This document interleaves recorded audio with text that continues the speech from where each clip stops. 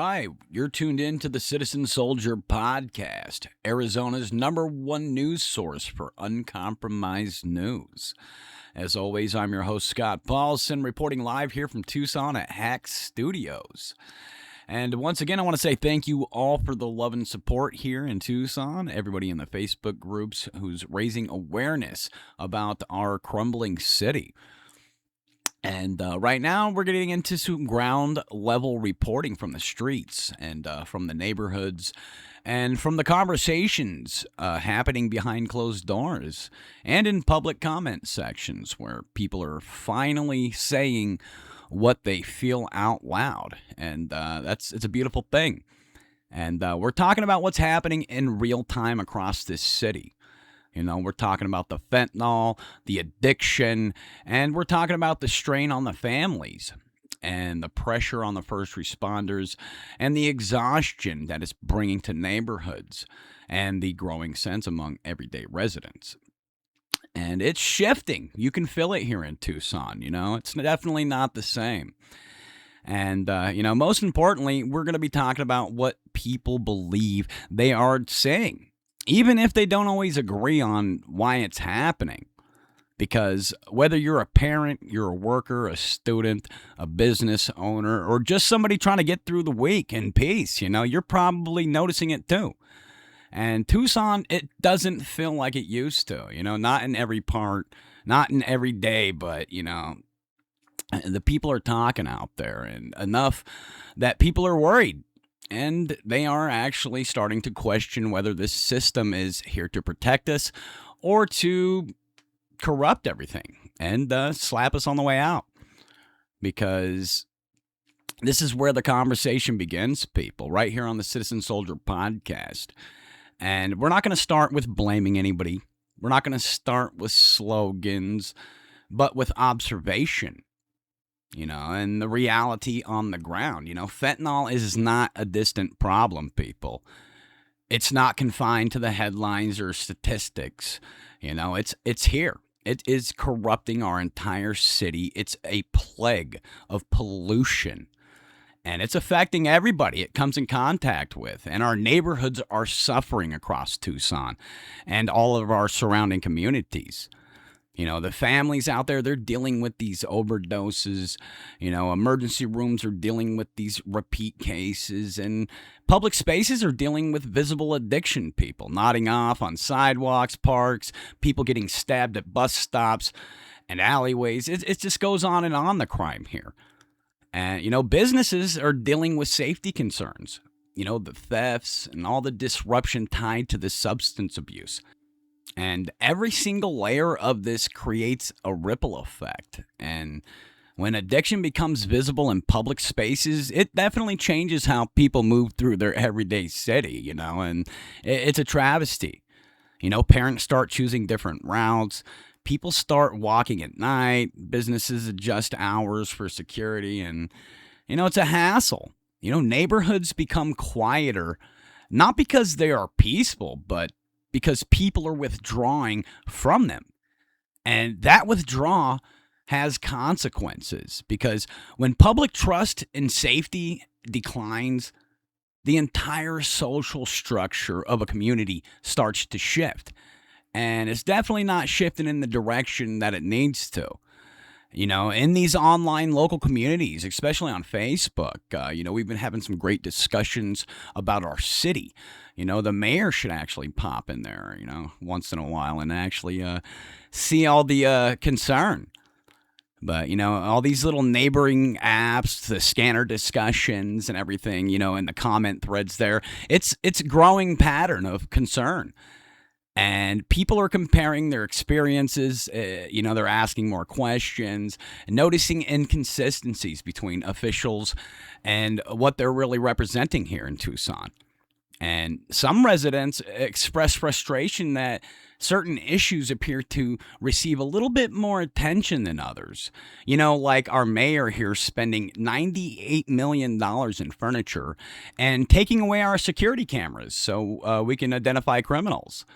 Like I said, they are not here to to help anything. They're here covering their corruption, lining their pockets with taxpayers' money. And it's unacceptable. Everything I see from their spending to the way things are here in Tucson. I know a lot of you have your own questions. And yes, there are also people who go further, suggesting that these political influences, institutional pressure, or outside factors may be affecting these decision makings, and that's the way it is. Of course, the judges are bought and paid for by corruption, and I'm pretty sure they get their monthly envelope. But, if we're going to break it down, people, when people no longer feel confident in explanations, they begin building their own. And when official communication feels distant or even disconnected from these experiences, communities will start to fill in the gaps with speculation, and frustration, and the theories that may or may not reflect reality, and that is what happens when trust erodes, not overnight, but gradually, layer by layer. And at the center of all this is not just crime, it's not just the drugs, not just enforcement, it is trust. And the people trust that what they are being told reflects what is actually happening. They don't trust it because the people that trust these resources are being fed bullcrap. Especially now, they are literally silencing the police scanners. So you cannot listen in on what's actually happening here in Tucson anymore. So you're going to get fed what they want you to hear, and which is unacceptable. A number of growing residents right now would say that they are uncertain about this. And not because they want to be, not because they enjoy the skepticism, but because their daily experiences are not always aligning with official reassurance. And that's the way it is here. And when that gap widens, the communities start to fracture into parallel narratives. And one narrative from institutions, one narrative from lived experiences. And when those two narratives diverge too far, the trust becomes the casualty. And behind every statistic is a human story, people. Behind every overdose is a family that will never be the same. And people in the public, like I said, it's a daily routine here in Tucson. You got a job, you go home, you deal with your relationships, but then you have to deal with the environment and having to avoid this daily distortion that this criminal element brings to our neighborhoods. And it's a travesty, people. We have to deal with this unpredictability every day from these crackhead, zombie, fentanyl weirdos. And this is not abstract, and this is not theoretical. This is daily life for too many people right now. And one of the most telling signs of a shifting environment is how people change their behavior without even being told to. These parents adjust curfews for their children.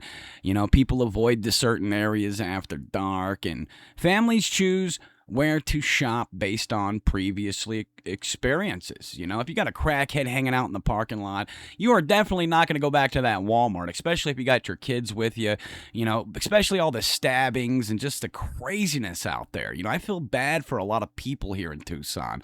The people out there on the daily grind, you make this place go round.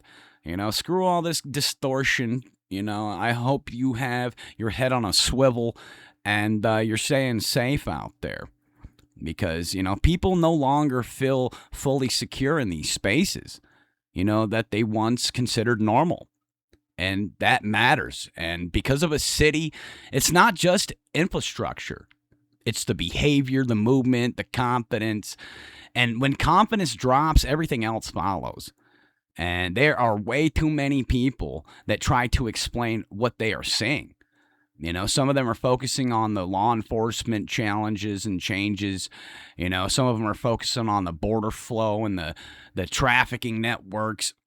like I said, the mental health here, everything, the homelessness, the drugs, the economic pressure, the governmental fraud. And like I said, when your country's ran by baby-eating pedophiles, it definitely wakes you up. And I highly suggest that you quit with the left and right stuff and just get with the Good People program. Just be a good citizen, a good neighbor, and drop the political stuff. Like I said, it's designed to rip you apart, and it's doing a damn good job. I see all the MAGA heads and all the left people out there just butting heads constantly. And, there's a lot of good people on both sides, man. We need to come together. And it is important to be precise here. And, many of the stronger claims, especially here in Tucson, circulating online, are interpretations, perceptions and assumptions made by residents trying to make sense of this crap. And they're not only established facts unless supported by verified evidence, because a lot of people are throwing up stuff in these comments, and, a lot of them go deep down the rabbit hole. So go ahead and peek your head in the comments on Facebook and get in there and start the discussion. We're here to help our city raise awareness and hold these people accountable. They have been getting away with this corruption for far too long. And I don't want to sound like a broken record. I don't want to be like, oh, yes, I don't think we're going to vote our way out of this, people. I honestly don't. I think it's rigged from the core, and the people are protecting it. And like I said, that's the way it is in the world we live in. And like I said, we deal with the strain here, and it's at a point where participation matters more than passive observation. Because the direction of this city, it's not going to be determined by one group alone. Because it's going to get shaped by the collective involvement or lack of involvement of the people who live there. And once again, people, I just want to say thank you all for tuning in to the Citizen Soldier Podcast. Once again, we have a new format and all new setup. And I want to say thank you all for joining us. There's no comfort for the sake of comfort. And there's no denial of what people are seeing. There's no exaggeration beyond what can be supported. Just direct conversation about reality as it is being experienced and discussed across Tucson. And like I said, fentanyl is a real crisis, people. It's a big community concern. And like I said, once again, thank you for tuning in to the Citizen Soldier Podcast, your number one source here in Arizona for uncompromised news. As always, I'm your host, Scott Paulson, and we will see you again next week, live here on the Citizen Soldier Podcast. Make sure to follow us everywhere that podcasts are shown, Spotify, Apple Podcast, pretty much everywhere, iHeartRadio, and once again, long live Tucson, and we will make this change by any means necessary. Once again, watch your six. Have a good day.